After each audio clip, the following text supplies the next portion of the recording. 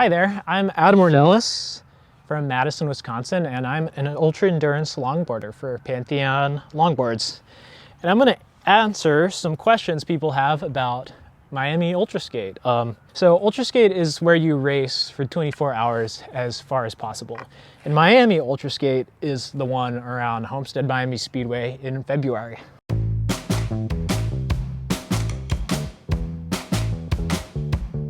It's a nice, sunny, 35-degree day in Wisconsin. It's been the warmest winter on record here in Wisconsin. Pretty nice. The snow's all melted and I've been able to ride outside. And I think this is about as good as the conditions are gonna get for me to do an Ultraskate. So let's talk about my Ultraskate 2024 setup. This is an ultra endurance longboard, specifically my Pantheon Supersonic. So the whole idea behind the distance longboards is, for me, needs to be low so I can push efficiently. And it needs to have some good flex. I use flex to push more efficiently, and that really helps in a 24-hour race where every little movement costs energy. This Pantheon longboard has this awesome unreleased root wood veneer on the bottom, which I think is super pretty, and some black fiberglass on the top. And then what's really special about this board is it has maple, vertical bamboo, maple, and another vertical laminated bamboo and maple. And what that does is, well, first of all, the bamboo really lightens it up. This is a super lightweight board, which is important when you're pushing for 24 hours. The bamboo has a little bit more life to it compared to something like a maple. It just has this awesome snap every time you push. The other thing that these distance longboards do, especially this Pantheon Supersonic, is they let you have lots of clearance for gigantic wheels, which roll more efficiently. So this year I'll be rolling on these Hoku 102mm Pantheon wheels, which I helped design. These are my pro model Adam Ornelas Pantheon wheels, which I'm pretty stoked on. I got to design some smaller Pantheon Karma wheels earlier, which are designed around grip and lightweight. These ones are a lot like the Karmas, except they were designed around pure rolling efficiency for something like a 24-hour race. We went out and figured out how to calculate the perfect urethane depth for just comfort rolling efficiency, and I got to optimize the wheel size to be more lightweight. So there's a lot of big wheels, and if you know me and my history with Ultraskate is, I kind of like started a trend of riding really big 100mm plus wheels at Ultraskate 3 years ago. But these are kind of like the perfect iteration of that, where we've cut out all the fat, we've designed them to be more efficient, more lightweight, and have better grip. And it's my pro model wheel, which is just like super exciting. They're called the Hokus because of my Hawaiian background, fun fact.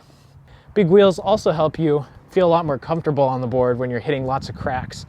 And believe it or not, the Miami Homestead Speedway, where Ultraskate is, it's not been repaved since I think it was 2003, or maybe it was 1997. Yeah, so Miami Homestead Speedway is a NASCAR track, right?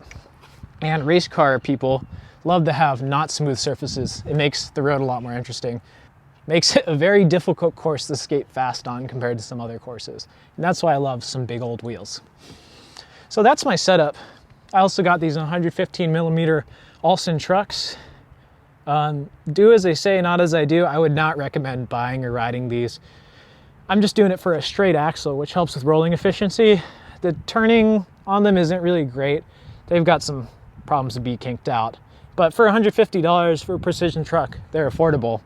And you know, it's not like longboarding brings in any money, so this is the best I can recommend. If you want to sponsor me and send me $500 precision trucks, I will gladly oblige, but this is what I'm on for now.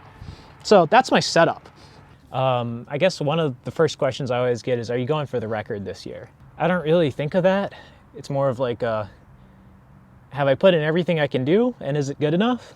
To be honest, I'm not really sure. In terms of training, I got other things other than skating going on, but I think this has been the best year of training for me.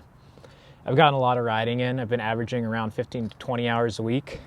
Been doing heat adaptation, and it's 35. This winter in Wisconsin has been warmer than ever. So I've been able to ride outside all year, whereas normally everything's iced out by November. I think the second question I get the most is, how do you train for it? I think it's either that or what do you eat? I'll get to that one second. So the way I train for Ultraskate is 15 to 25 hours a week, which is not fun because I have a full-time job, right? So usually the way my week pans out is I do an hour of commuting outside on the board. And normally in Wisconsin, you know, it's not the warmest year on record, and I can't ride outside after November. So other than the outside riding, I do a lot of treadmill skating, where I'm skating on a treadmill. And what I can do about that is, that's really efficient, is when, first of all, you can just get straight on the treadmill, which really helps working out quickly. And I can do it any time of the night. So my day usually looks like hour commute, skating outside, that gets the fast muscles going. And then I'll skate on the treadmill for 2 to 2.5 hours doing interval work, where maybe I'll do 5 sets of 30-minute over-unders. And what that looks like is 5 minutes hard, 5 minutes a little bit less hard. And what that's doing is training for this Miami Ultraskate loop that takes about 10 minutes. Because there's always a brutal headwind, an uphill, a hot section, the rough pavement, the smooth pavement, and that really prepares your body for Ultraskate. And then also what I'm doing while I'm on this treadmill is, well, it's late at night, it's after dinner, right? And I'm training my gut to eat carbohydrates. And that brings me to the what do you eat for a 24-hour race.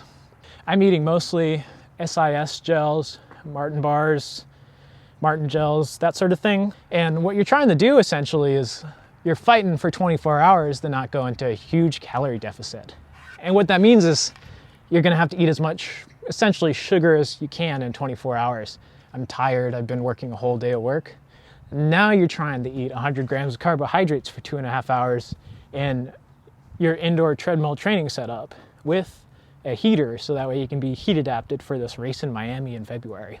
The average person can usually only eat 60 to 80 grams of carbohydrates an hour, so I'm eating 80 to 100 because my gut's better adapted. It's this battle between how much energy do I have that's depleting because I'm not having enough food, and how much food can I eat without starting to throw up. And that's the whole battle of a 24-hour race. On the weekend days, I have more time, so I'll do a 6 to 8 hour ride just to kind of train my gut again and then like get used to my nutrition and my hydration. I love being able to challenge myself and figuring out what my body can handle. It's just a really deeply satisfying thing to challenge yourself for 24 hours and get through something when you want to quit at the end.